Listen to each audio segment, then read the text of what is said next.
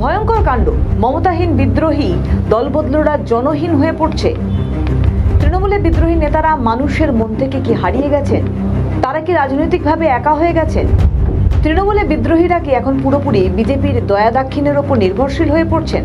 অর্থাৎ যে রাজনৈতিক অস্তিত্ব তাদের এতদিন দেখা গিয়েছিল, সেই রাজনৈতিক অস্তিত্ব কি তারা ক্রমে ক্রমে হারিয়ে ফেলছেন? প্রশ্ন একাধিক।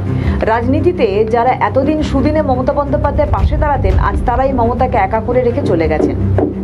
একটা সময় মমতা বন্দ্যোপাধ্যায় ভোটের সময় প্রার্থীদের হয়ে উত্তর থেকে দক্ষিণে প্রচার করেছেন, আর মমতার পিঠে ছুরি মেরেই তারা চলে গেছেন। আজব রাজনীতি।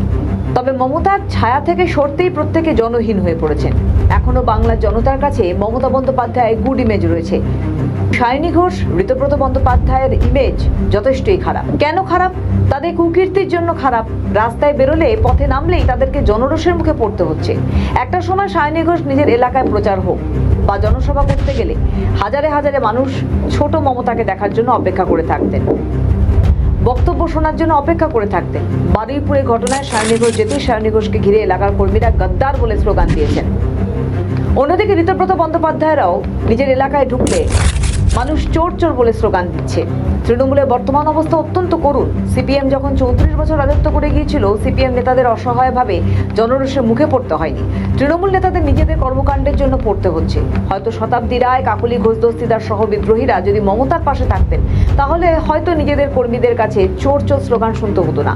মমতা বন্দ্যোপাধ্যায় বিভিন্ন সময় পথে নামলেও আসল তৃণমূল বলে দাবি করা ঋতব্রতদেরকে পথে নামতে দেখা যাচ্ছে না, মিটিং মিছিল করতে দেখা যাচ্ছে না, শুধু ঠান্ডা ঘরে বসে বৈঠক করছেন। কুণাল ঘোষ বলেছিলেন, শিউলি সাহা, সন্দীপন সাহা, আখরুজ্জামান নিজের এলাকায় গেলেই জনরোষের মুখে পড়বেন।